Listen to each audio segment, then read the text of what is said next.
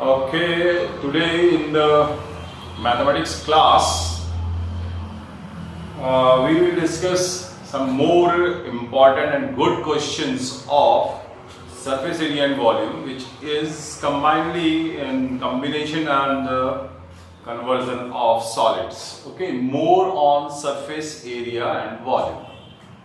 So some question I am going to discuss with you.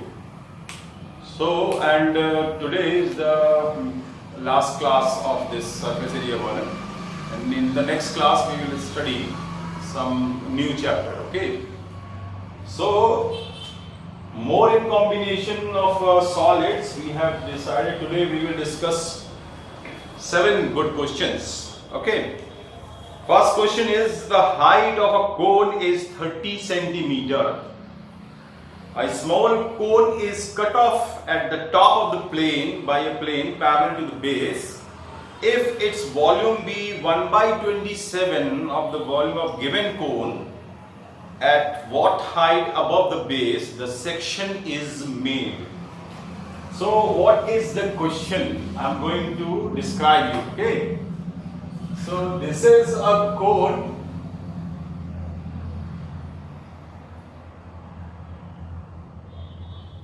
This is a cone, its height is 30 centimeter and it is cut from here by a plane parallel to its base.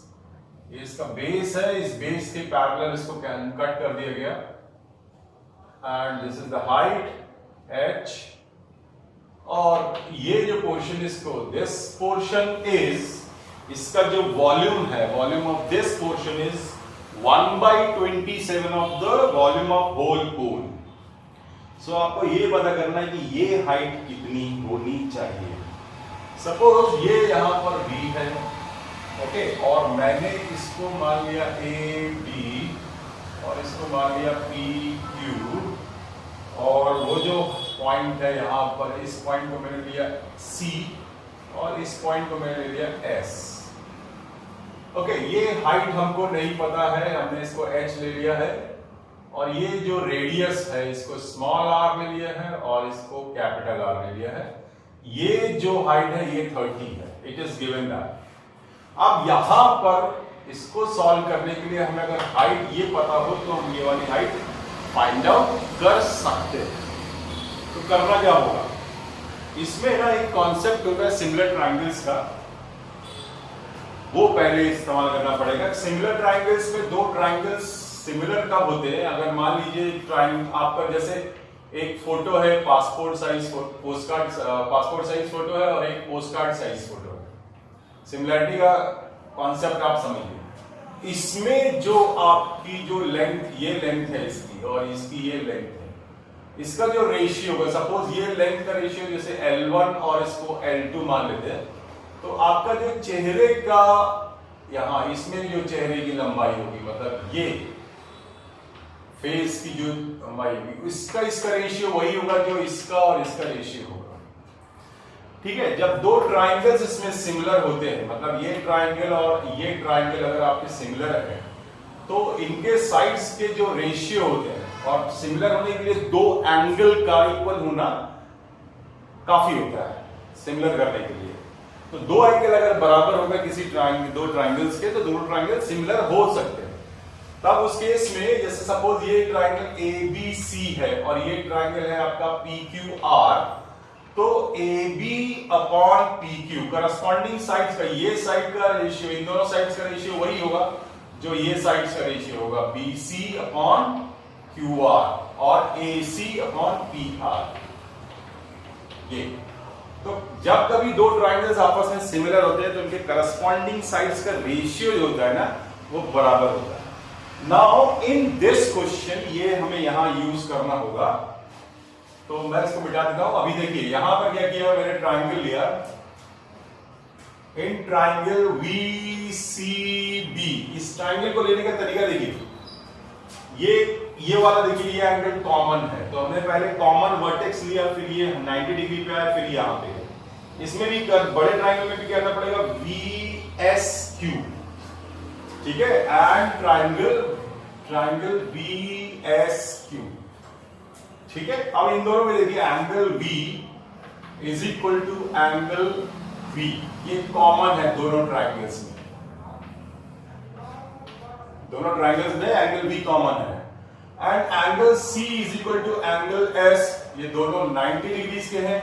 Therefore, triangle VCB will be similar to triangle VSQ by using angle similarity।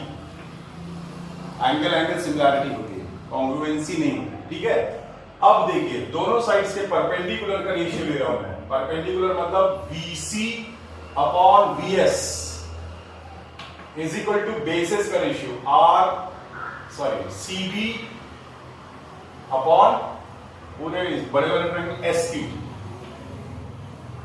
ठीक है, तो इसके हिसाब से VC कितना है H और VS कितना है 10, और यहां पर small r upon capital R। तो small r upon capital R देगा VH अपॉन 10 हम लिख सकते हैं। अब ये दिया हुआ है volume of small cone upon volume of whole कोन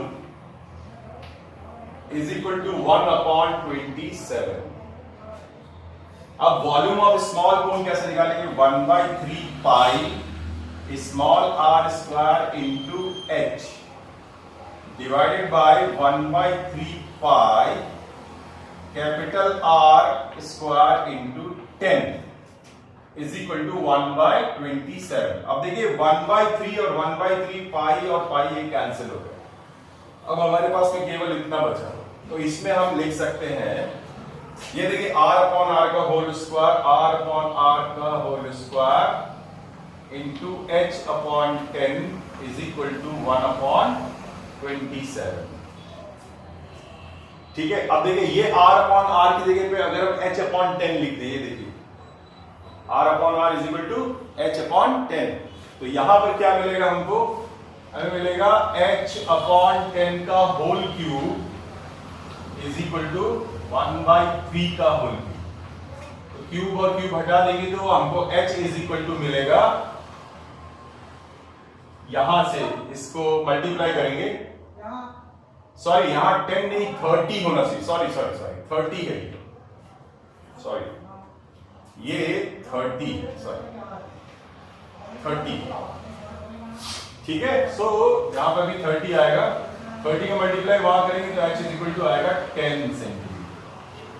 ठीक है, अगर h 10 होगा तो यहां पर कितना आ जाएगा? 20 आ जाएगा। ठीक है, so in this way you have to do this question. ये क्वेश्चन 2016 और 2017 में भी पूछा जा चुका है। ठीक है, ये गलती से मैंने यहाँ पे 10 लिख दिया था, एक्चुअली 30 है ये पूरा हाइट VS, तो VS की जगह पे हमें 30 लिखना था, वो मुझसे गलती हो गई तो मैंने 10 लिख दिया था। तो ये आपका आंसर है।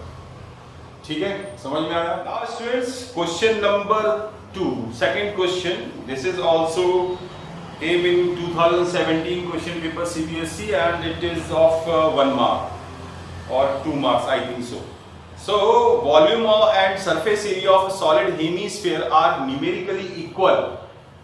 The volume and surface area of solid hemisphere are numerically equal.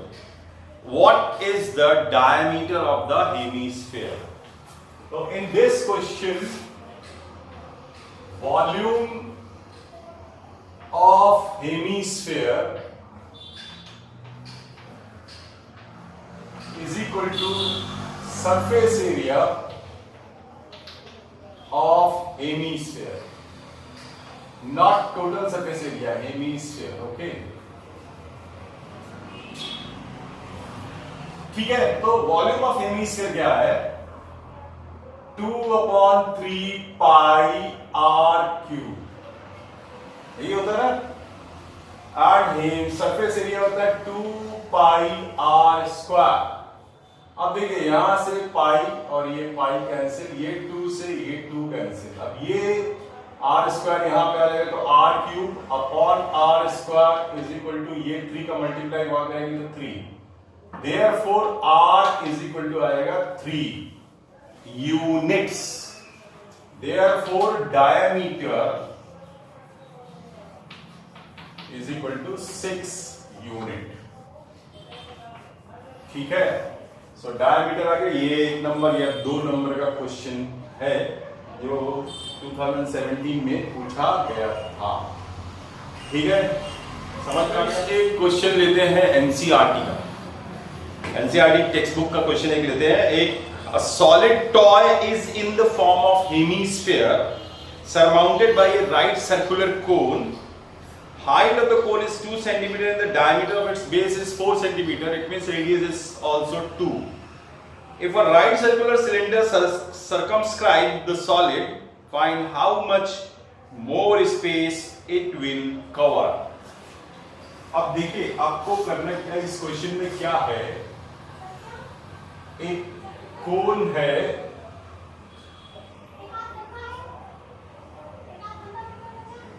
ये कोन है, इसकी हाइट भी 2 है और रेडियस भी 2 है, ये 2 है और रेडियस आल्सो 2 है। इसके नीचे एक हेमीस्फीयर लगा दिया गया है, ये हेमीस्फीयर है और यहां पर देखिए सिलेंडर भी है। ये सिलेंडर की जो हाइट और रेडियस है वो सेम है।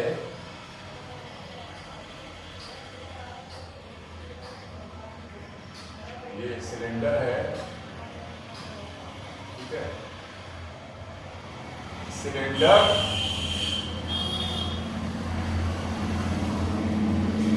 तो ये फिगर।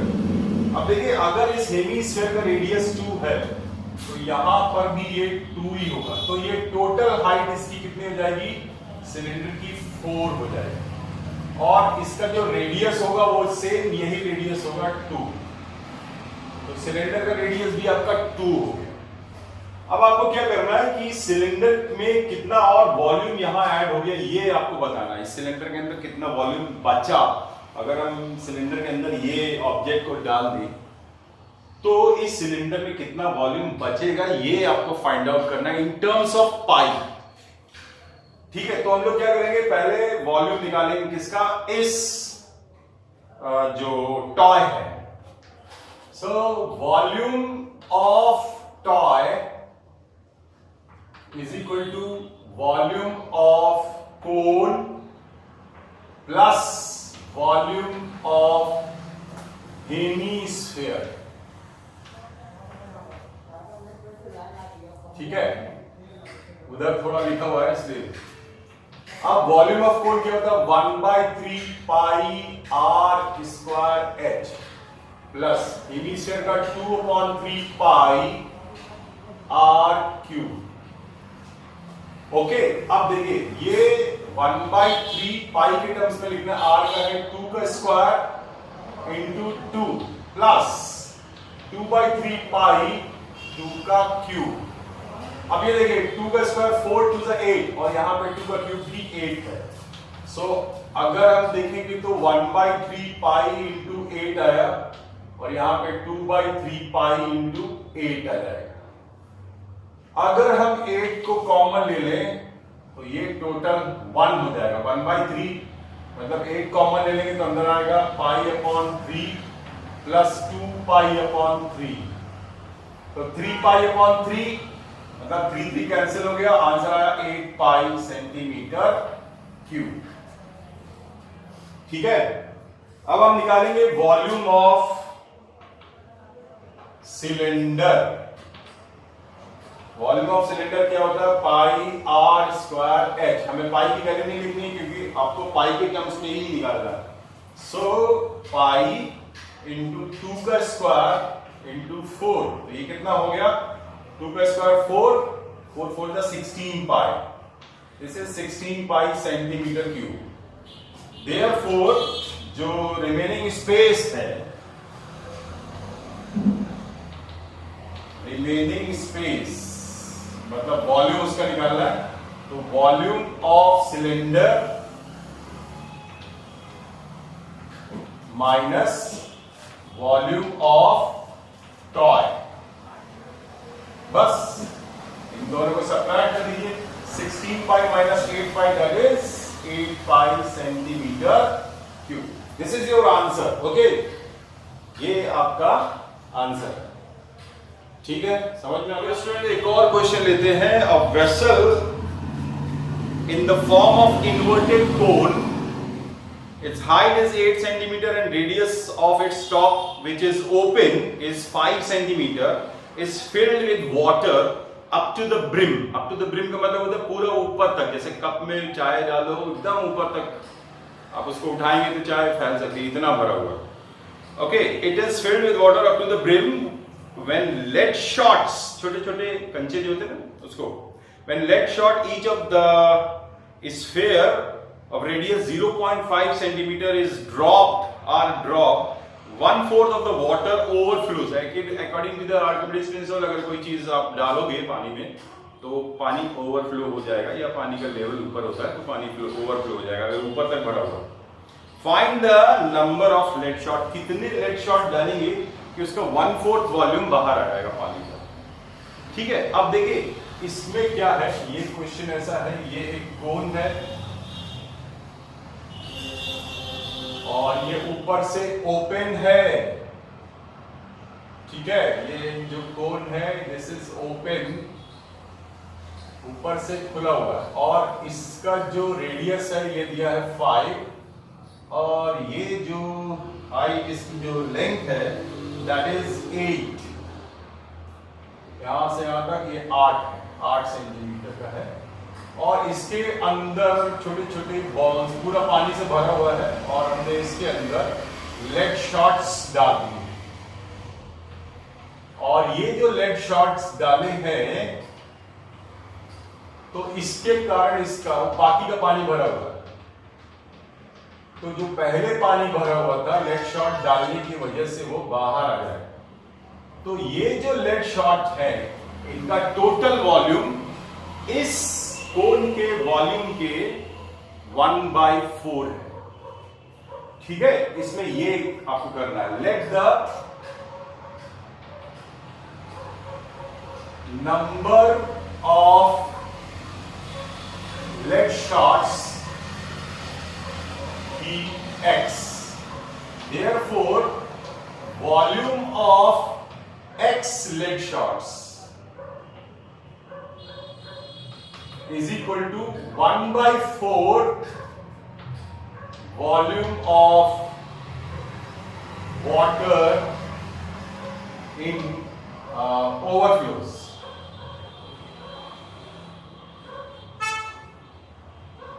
ठीक है, नहीं, वाटर ओवरफ्लोज होगा, मतलब 1/4 ऑफ जितना ये lead shot x lead shot का वॉल्यूम वही होगा जो वाटर ओवरफ्लो होगा, और ओवरफ्लो कितना हुआ, 1/4 of the volume of the ये cone. So volume of x lead shots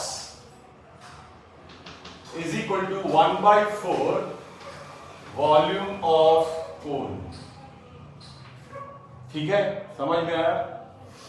अब x इंटू एक लेड शॉट का वॉल्यूम कितना होगा, 4/3 पाई एंड 0.5 की जगह अगर हम 1/2 का होल क्यूब लिख देंगे तो ज्यादा अच्छा रहेगा, कैलकुलेशन में थोड़ी आसानी हो जाएगा। यहां पर आएगा 1/4 पाई 1/4 इंटू 1/3 पाई 5 का whole cube whole square into 8। ठीक है, अब देखिए यहां से पाई और पाई कैंसिल हो गया, ये 3 कैंसिल हो गया।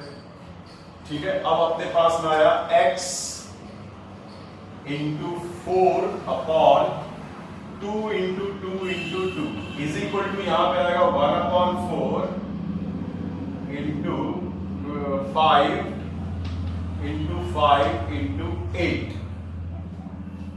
ठीक है, अब देखिए अगर हम इसका मल्टीप्लाई वहां भी कर देंगे तो ये देखिए 2 और 2 4, ये वाला 4 कैंसिल हो जाएगा, इस 2 का मल्टीप्लाई है, ये 4 से डिवाइड हो जाएगा, तो ये आ गया x is equal to 5 into 5 into 8 ये वाला, और ये 2 नीचे, और इसको सपोज ये देखिए ये मैंने कर दिया 2 आएगा, ये 2 से डिवाइड कर लीजिए तो ये 4 आएगा, तो आंसर आएगा आपका 5 5 25 4 100।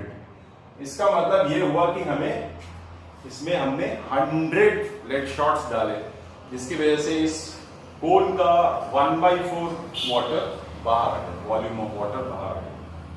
ठीक है, समझ में आ गया आपको, ये ऐसे करना है। Number of lead shot x है, तो volume of x lead shots जो हमने इसमें अंदर कोर किए, वॉल्यूम ऑफ वाटर ओवरफ्लो, जितना पानी बाहर निकला, ठीक है, according to the Archimedes principle 9th में पढ़ा। ओके, तो volume of x lead shots is equal to 1/4 volume of cone, मतलब पूरे कोन का 1/4 बाहर आया। ठीक है, तो इसमें वॉल्यूम का x इंटू एक लेड शॉट का volume is equal to 1/4 of the volume of the cone. बस सॉल्व किया, आपका आंसर आया 100। ठीक है, समझ में आ गया।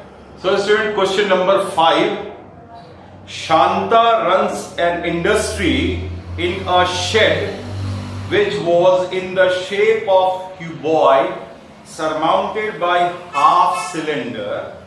If the base of the shed is 7 meter and 16 meter and the height of cuboidal portion is 8 meter, find the volume of air that the shed can hold. If the industry require machinery which occupy the total space of 300 meter cube and there are 200 workers, मैंने change किया थोड़ा सा, 20 workers की जगह पे 200 workers कर दिया है, each of whom would occupy 0.08 meter cube space on an average, how much air would be in the shed when it is working? मतलब ये हुआ कि एक, ये बुक का क्वेश्चन है आपका, एक शेड है बनाया गया है, मैं थोड़ा सा बना रहा हूं उसको। ठीक है, तो इस तरीके का है ये शेड, इसके ऊपर एक सिलेंडर है, हाफ सिलेंडर,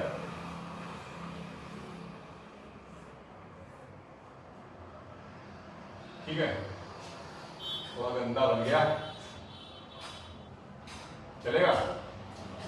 ये 8 मीटर का है और इसकी जो ये है ये 7 मीटर है और ये 16 है।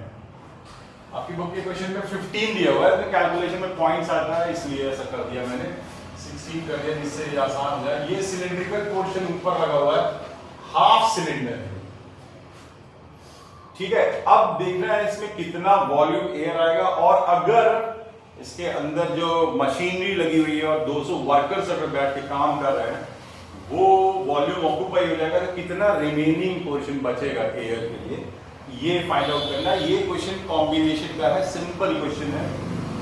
तो अब आप देखिए, ये अगर 7 मीटर है तो ये भी 7 होगा पूरा डायमीटर, तो इसका जो रेडियस होगा ये हो जाएगा आपका 7/2 और हाइट हो जाएगी 16 metre.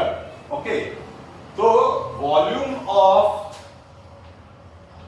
Air in shed is equal to volume of cuboid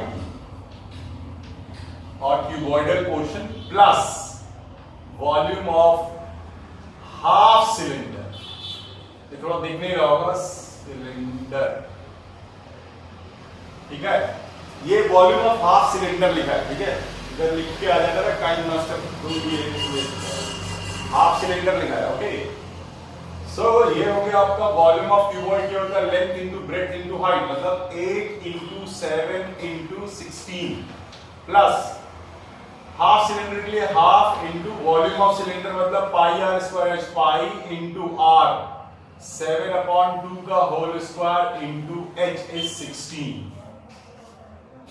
ठीक है, अब 22/7 उसमें रखेंगे तो इनका जो मल्टीप्लीकेशन है वो कर देते हैं 8 into 7 into 16 plus 1/2 into 22/7 into 7/2 into 7/2 into 16। अब देखिए ये 7 इस 7 से कैंसिल हो गया, ये इसीलिए किया था मैंने, और 2 टू द 4 टू द 8, ये तीनों 2 कैंसिल हो गया, यहाँ पे केवल 2 आया।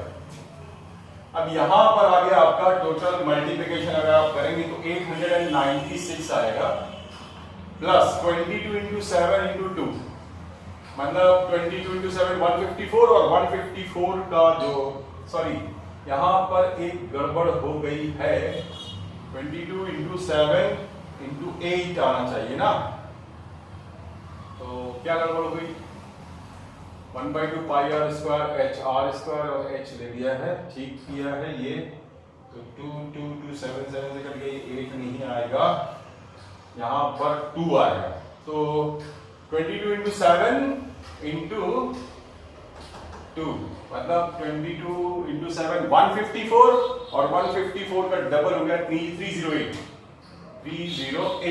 तो अब आप इनको ऐड कर दीजिए, तो 96 प्लस 4 हो जाएगा 900, और 300 1204, ठीक है ना, एक बार ऐड करके देख लीजिए, ठीक है ना, मैं ऐड करके चेक कर लेता हूं, 896/3 इंटू 308, ये ठीक है, सही है, इतना मीटर क्यूब आ गया। अच्छा, अब वॉल्यूम ऑफ रिमेनिंग स्पेस, अगर उसमें वर्कर जो आ जाएंगे, उसके बाद मशीनरी आ जाएगी, तब कितना बचेगा, तो 1024 minus 300 metre cube, 300 metre cube ले रहा है आपका मशीनरी, और 200 इंटू 0.08, अगर हम 200 वर्कर्स, एक वर्कर ले रहा है 0.08 मीटर क्यूब, ठीक है, तो 200 वर्कर्स, उसमें मल्टीप्लिकेशन करना पड़ेगा, माइनस 200 इंटू 0.08, अब ये आ गया 1204 माइनस 300 एंड माइनस 16, तो 1204 में से आप माइनस करेंगे 316 माइनस कर रहा हूं, 14 में 14 में से 6 गया आपका, 8 बचा, और 9 में से 8 बचा, और यहाँ 11 तो 888 मीटर क्यूब, इतना एयर के लिए स्पेस बचे, ठीक है, समझ में आया, कॉम्बिनेशन ऑफ सॉलिड्स पे वॉल्यूम के ऊपर बेस्ड क्वेश्चन, ठीक है। Now the students, question number 6, how many coins of 1.75 centimeter in diameter and 2 millimeter thick must be melted to form a cuboid 11 centimeter into 10 centimeter into 7 centimeter। तो ये भी आपकी book में भी ऐसा ही एक क्वेश्चन दिया हुआ है, इसमें है क्या आपको बता देता हूं मैं, कि एक कॉइन है और ये बहुत सारे कॉइन है, यहां पर मान लीजिए कितने कॉइन आपको लगेंगे इसको मेल्ट करके एक क्यूबॉइड बनाने, सॉलिड क्यूबॉइड।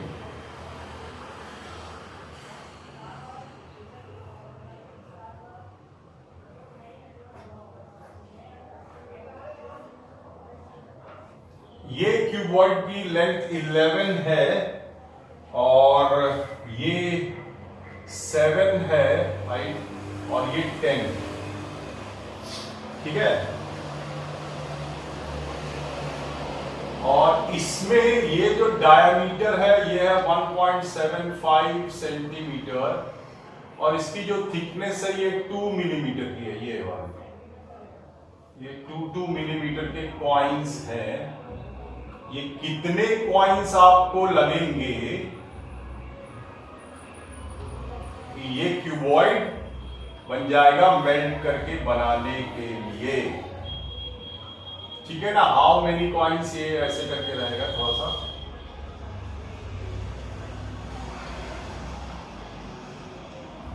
तो how many coins will required, तो ये मान लीजिए इसको हम मान लेते हैं x कॉइन्स है, इसमें टोटल x कॉइन्स है, तो ये कितना हो जाएगा 2/10 सेंटीमीटर इंटू h, इसकी हाइट हो जाएगी। और ये मेल्ट करके ये बनाएगा। इसका मतलब ये हुआ कि मान लीजिए x कॉइन्स है इसके अंदर, है ना। x तो ये हो गया, इसको x लेना पड़ेगा हमको। x कॉइन्स है, टोटल x कॉइन्स है और सब 2 मिलीमीटर की है, मतलब 2 सेंटीमीटर 2/10 सेंटीमीटर। ठीक है। तो इसमें ये हुआ, let we required x coins, therefore volume of x coins is equal to volume of cuboid। जो वॉल्यूम हम क्यूबॉइड फॉर्म कर रहे हैं उसका वॉल्यूम ये x कॉइन्स के वॉल्यूम के बराबर होना चाहिए। ठीक है। As per the conversion you are studying in surface area body. This is x into volume of one coin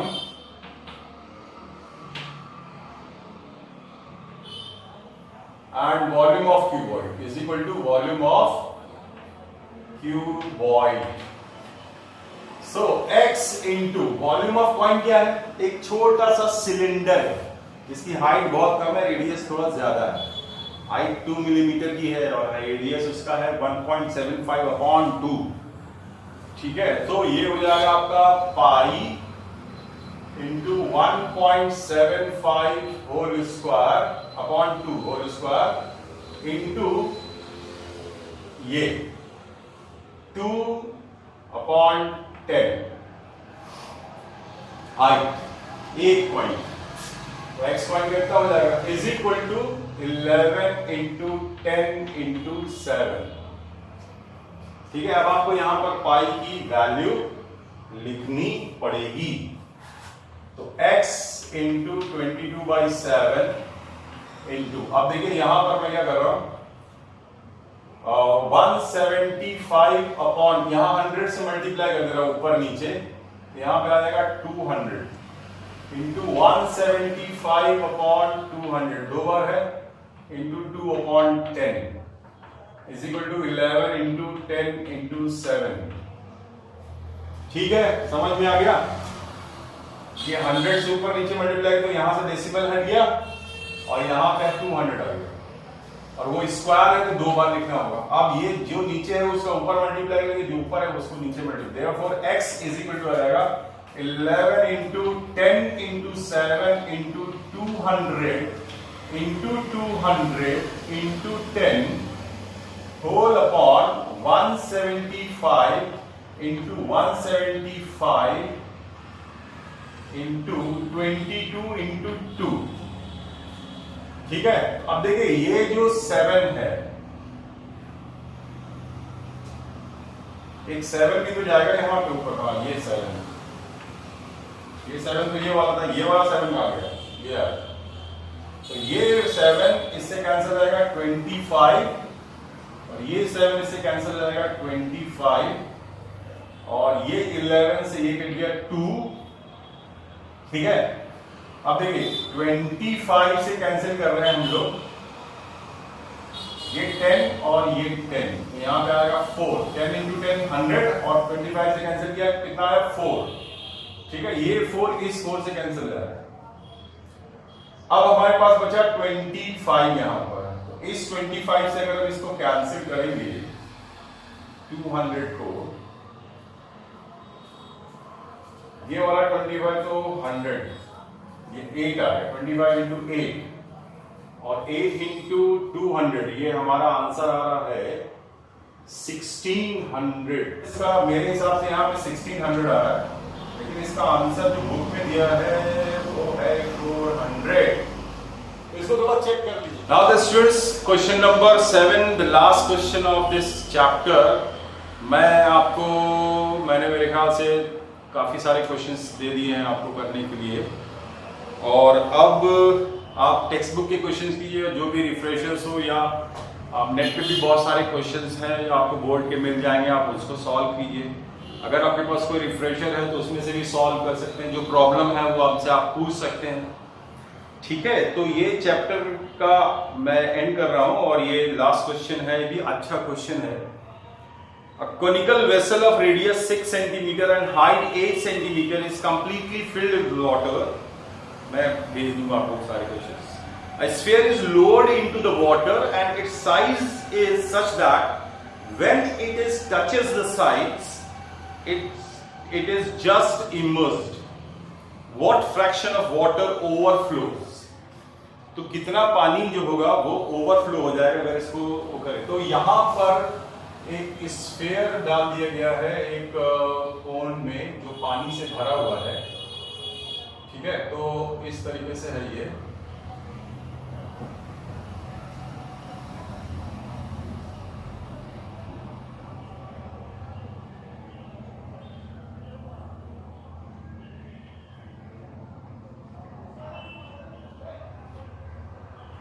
कोन है, और ये जब ये साइड्स को टच कर रहा है ये स्फीयर, वो जस्ट इमर्स्ड है, मतलब it is touching the brim. अब ये पानी यहां भरा हुआ होगा, इसमें से पानी निकल जाएगा। जब ये स्फीयर को अंदर डालेंगे तो ये जो है पानी बाहर आ जाएगा। कितना फ्रैक्शन पानी बाहर आएगा ये आपको पता करना है। ये आपका कोन है, ठीक है, और ये स्फीयर है, इसका रेडियस हमें पता नहीं है, इसका सेंटर ये है, इसको मैंने आर ले लिया है। इसका सेंटर, इसका रेडियस 6 है, और ये जो हाइट है दैट इज 8। अब इसका पानी ऊपर तक भरा हुआ था पहले, और स्फीयर डालने से पानी बाहर चला जाएगा।